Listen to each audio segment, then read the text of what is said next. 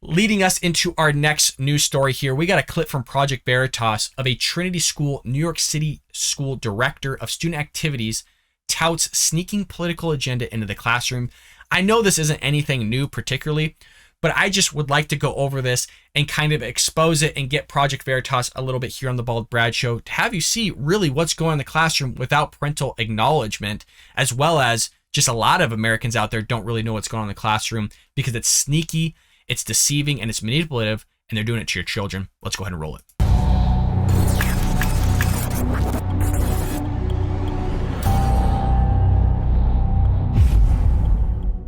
Meet Jennifer Norris, the director of student activities at the 209-year-old Trinity School in New York City. The acclaimed K-12 school is private and costs nearly $60,000 a year per student.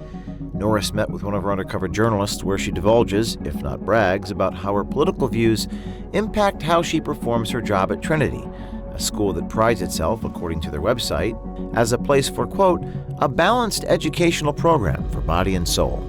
Unfortunately, it's the white boys who feel like very entitled to express their opposite opinions and just push back. Well, there's a huge contingent of them that are just like horrible. And are you always going to be horrible? Or are you just going to be horrible right now? Don't know. Is there any saving these Republican white guys? I think they need to go. No, I think they're really awful people. Yeah. That's kind of what I'm afraid of with my white students that are rich. I'm like, do you ever have to deal with this? They're so protected by capitalism that it makes me sad. To White be the guy. friends of dexters who are gonna go together. Yeah. I just wonder how many Vigilante. Yeah. Oh no. Taking people out. The show Dexter. Oh yeah. It's like, we just need some vigilante Dexters. Oh yeah. Here's your community of targets. The reference to a fictional serial killer aside, the statements Norris makes regarding, quote, white male Republicans are disgusting, and she is confident in her abilities to further a secret curriculum without parents knowing about it, as she and others like her rise through the ranks at Trinity trying to influence their students' political activism in a 13 students per teacher ratio. There's always groups of teachers who are like, I want to do these things, but the administration just wouldn't let us. So we've been just sneaking things in the cracks. People what now? It's like they don't, the administration was much more conservative than most of us. Well, I'm really good friends with the associate head of school now. Okay. She was an English teacher. Okay. And then she just kind of moved her way up. She was the department chair, and now she's the associate head.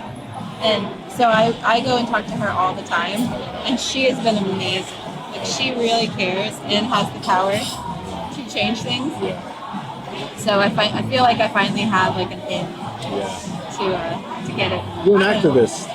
That's cool. It's beautiful. Me too. But when I started there, I hid my whole life. I felt like a double agent or something. Yeah. It's just nice. We don't have to hide our activism outside of school. We don't have to hide who we are. We can bring our whole selves to work. I've said this many times on the show. It's not teachers. It's the activist teachers that are a problem. Specifically what's being said here. I'm a teacher. I don't sneak weird things into the classroom in terms of my teaching curriculum. I go by a set of standards that are either from National Finance Standards or California Common Core Standards for mathematics, specifically statistics. I'm not in there to inject my ideology as a conservative Republican. What you see on the show is, yes, it's me, but I'm not bringing this bald Brad into the classroom. I'm professional. I'm there to teach you mathematics. I want you to do well. I'm not there to indoctrinate children. If you want to be a Democrat, you want to be a Democrat. If you want to be a Republican, you want to be a Republican. If you want to be a socialist, a communist, whatever. I'm not there to inject my values into your son or daughter. That's your job. Okay? Even if you go to a private school, a Catholic private school, Christian, whatever it may be, yeah, there's values that we get from the Bible and we can be examples of that, but we're not there to be activists in the classroom. That is completely wrong. That is not our job. That's the parents' jobs to raise their son or daughters. Our job is to educate them in the subject of which they are in our classroom with, i.e. mathematics.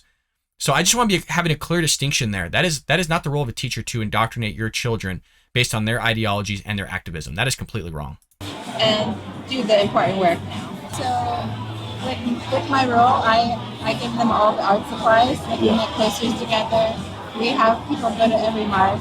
They get excused from classes. Or which marches they went to women's rights marches after Trump. They went to all the gun fun to march for our lives.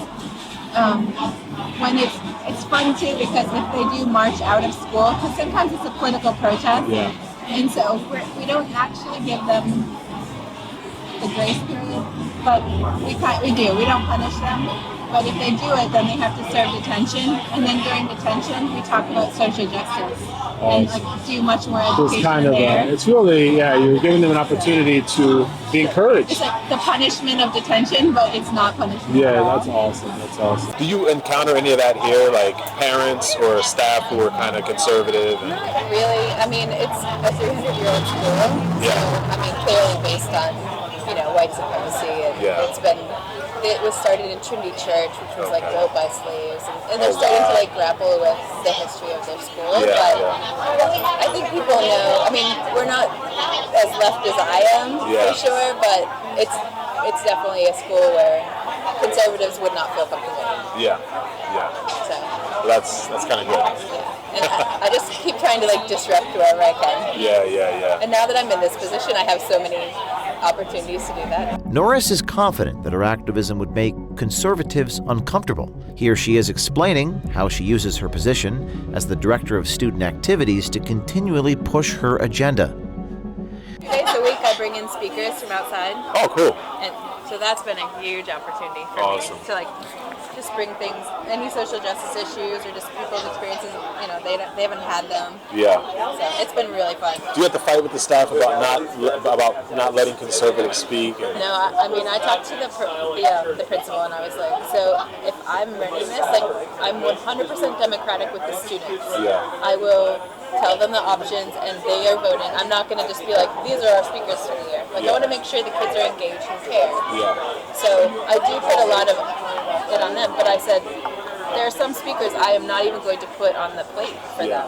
And if that's a problem, I cannot be in charge of that. Yeah. And he was like, no. He said, this isn't a time for the, like, both sides. Like, he said, we're not in that place in our society. I like him. He's your dean, you said? He's the principal of the high school. Oh, okay. So he's not, I want him to be more firm and, like, push back. But if I'm like, this is my line, then he's always like, that is totally fine. So you guys wouldn't let Republican perspectives on campus? Good. That's crazy. Yeah. Well, you're in charge.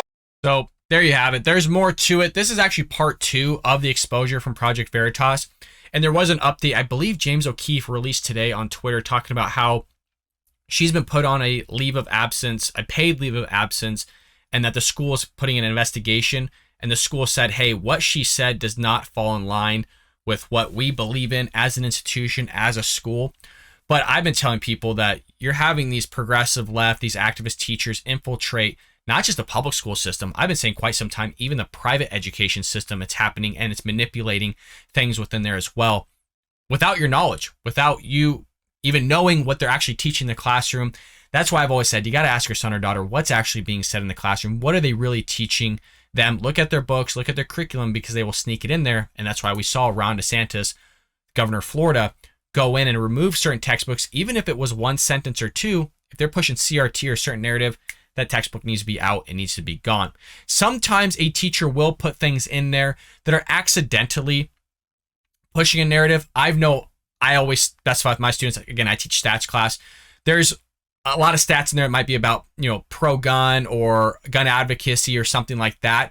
But it's just to do like a certain, like find standard deviation or find some sort of number with it. But there's not like a push behind it, an intention. So even when I read that, I make sure to tell people, hey, this is not pushing a specific agenda. It's just merely an example. It's a problem that comes from a textbook. It's not pushing an agenda. So I make it clear with them because I don't want anybody to come after me like, oh, you're an activist, you're pushing a certain agenda. That's not anywhere near with what I'm trying to do in the classroom. So just be careful, folks, when you see people coming out on libs of TikTok, just because they're pushing their viewpoint online doesn't mean they're always pushing it in the classroom. And we have to be clear because we don't want to oust a teacher. I don't want to be ousted. I love my job. I love taking care of students. We have to be clear on who's actually just saying stuff online compared to what are they actually doing in the classroom. Because there is a separation. There's a time and place. And I think we should separate those ideas and the activism, if you are going to be one, with, again, outside the classroom. So just be careful with that, with whatever's posted online. There is differences. You're seeing, i.e., an example right now of somebody that doesn't talk like this, doesn't push their political agenda inside the classroom. I hope you enjoyed that clip from the Bald Brad Show. If you did, make sure to hit that subscribe button so you can stay up to date on all our future content.